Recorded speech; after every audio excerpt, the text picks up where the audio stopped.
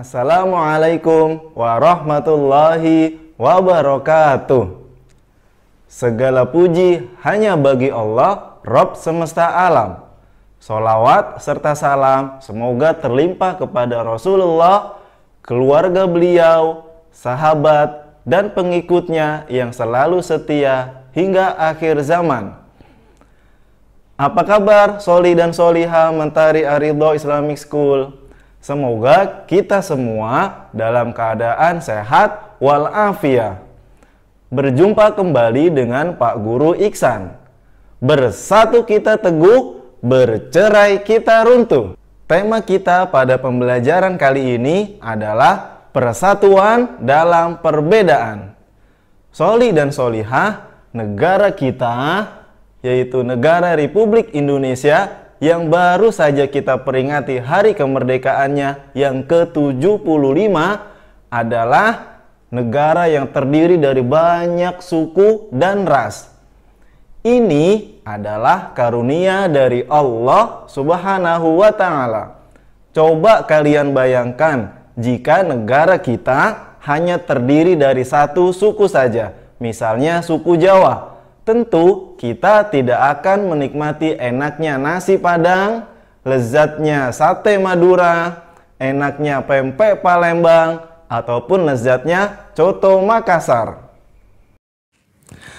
Dalam Al-Quran, surah Al-Hujurat ayat 13, Allah Subhanahu wa Ta'ala berfirman, A'udzu billahi minasyaitonir rajim. Bismillahirrahmanirrahim.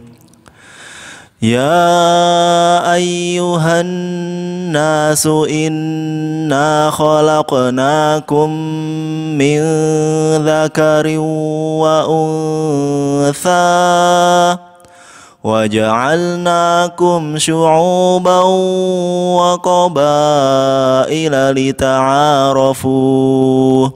Inna akramakum indallahi atqakum. Innallaha alimun khabir. Artinya, wahai manusia, sesungguhnya kami menciptakan kamu dari seorang laki-laki dan seorang perempuan, dan menjadikan kamu berbangsa-bangsa dan bersuku-suku supaya kamu saling mengenal. Sesungguhnya orang yang paling mulia di antara kamu di sisi Allah ialah orang yang paling takwa di antara kamu. Sesungguhnya Allah Maha mengetahui lagi Maha teliti. Solih dan Solihah, yang perlu kita pahami bahwa perbedaan ini sudah menjadi ketetapan Allah Subhanahu wa Ta'ala. Tentu saja apa yang Allah tetapkan bagi kita pasti mengandung banyak hikmah atau kebaikan bagi kita. Allah menjadikan kita dari bangsa yang berbeda, dari suku yang berbeda, dan ras yang berbeda. Namun sejatinya perbedaan ini tidaklah membuat kita untuk saling bermusuhan, saling mencela, atau bahkan saling mengejek. Tetapi Allah menjadikan kita berbeda-beda adalah agar kita semua saling mengenal, saling menghormati, dan saling menolong, sehingga tercipta kehidupan yang harmonis. Perbedaan merupakan ketentuan atau sunatullah atas makhluk-makhluknya. Dalam menyikapi perbedaan, ada satu sikap terpuji yang harus kita terapkan, yaitu sikap toleransi. Apa itu toleransi? Toleransi adalah sikap tenggang rasa atau menghargai pendirian atau pendapat orang lain yang berbeda dengan pendapat atau pendirian kita. Toleransi merupakan ajaran Islam untuk mendatangkan rahmat atau kedamaian. Sebagai seorang muslim, kita harus bisa menjaga nilai persatuan dan menerapkan sikap toleransi seperti yang dicontohkan oleh Rasulullah dan para sahabat.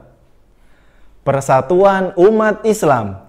Rasulullah Shallallahu Alaihi Wasallam bersabda, seorang mukmin terhadap orang mukmin yang lain seperti satu bangunan, sebagian yang lain menguatkan sebagian lainnya. Hadis riwayat Bukhari Muslim.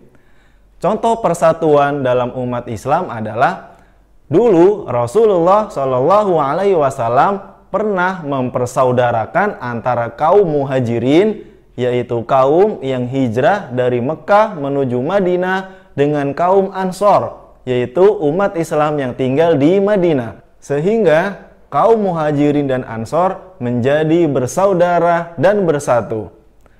Selain itu, Rasulullah Shallallahu Alaihi Wasallam juga pernah membuat satu piagam Madinah untuk menyatukan seluruh penduduk yang berbeda-beda di wilayah Madinah. Toleransi terhadap umat agama lain. Ini pernah terjadi atau pernah dilakukan oleh Khalifah Umar bin Khattab.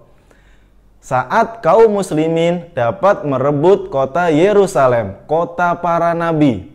Disebut kota para nabi karena Allah banyak mengutus nabi berasal dari kota ini. Di kota ini juga terdapat Masjidil Aqsa, di mana Rasulullah Shallallahu Alaihi Wasallam pernah melakukan perjalanan dari Mekah menuju Masjidil Aqsa, kemudian dari Masjidil Aqsa menuju Sidratul Muntaha, atau yang kita kenal dengan peristiwa Isra dan Mi'raj. Ketika zaman Khalifah Umar bin Khattab, kota Yerusalem berada di bawah tanggung jawab Uskup Sopronius, perwakilan dari kerajaan Bizantium dan sebagai kepala gereja Kristen. Saat kaum muslimin berhasil merebut kota Yerusalem kembali, Umar mendatangi penduduk setempat untuk membuat satu perjanjian dengan penduduk setempat, di mana Umar radhiyallahu an menjamin keamanan jiwa-jiwa mereka, harta-harta mereka, salib-salib, gereja-gereja, dan orang-orang yang lemah. Tidak ada penduduk Yerusalem yang merasa terusir dari Yerusalem atau merasa terancam. Mereka tidak dipaksa untuk meninggalkan agama mereka. Bangsa Indonesia pun telah berhasil menerapkan sikap toleransi walaupun terdiri dari banyak suku, ras, budaya, dan agama, sehingga para pejuang kemerdekaan dahulu mampu menjunjung nilai-nilai persatuan sehingga mampu mengusir para penjajah. Berkat pertolongan Allah, As-Somad yang maha dibutuhkan, dan Al-Muqtadir yang maha berkuasa, kemudian perjuangan para pahlawan menjunjung nilai persatuan dan kesatuan membuahkan hasil Indonesia merdeka, yaitu satu kondisi di mana bangsa kita bebas dari penjajah dan bangsa kita bebas menjalankan akidah atau keyakinan yang dianut. Perjuangan rakyat Indonesia dalam menjunjung nilai-nilai toleransi dan persatuan bukanlah tanpa kendala. Para pejuang ketika menjelang detik-detik kemerdekaan ada yang berbeda pendapat, yaitu tentang penentuan hari kemerdekaan. Perbedaan pendapat ini terjadi antara golongan tua dan golongan muda, atau yang kita kenal dengan peristiwa Rengas Dengklok.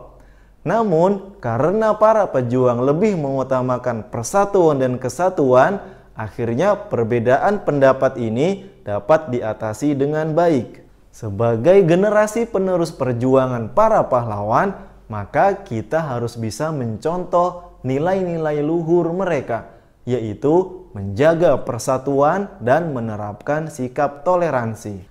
Pada tema pembelajaran kita kali ini, kita akan belajar tentang sejarah menjelang dan mempertahankan kemerdekaan. Cara makhluk hidup beradaptasi dengan lingkungan, teks eksplanasi, operasi hitung pecahan, bola basket, dan perilaku terpuji. Persatuan dalam perbedaan, or unity in diversity. Semangat ini harus kita tanamkan dalam diri setiap muslim, baik terhadap sesama muslim maupun terhadap pemeluk agama lain. Dengan semangat persatuan dan ridho Allah Subhanahu wa Ta'ala, maka akan lahir kekuatan untuk menciptakan bangsa yang besar yang memiliki peradaban. Allahu Akbar. Demikianlah yang dapat Pak Guru Iksan sampaikan. Semoga kita semua dapat mengambil hikmah dan pelajaran. Billahi taufiq wal hidayah. Wassalamualaikum warahmatullahi wabarakatuh.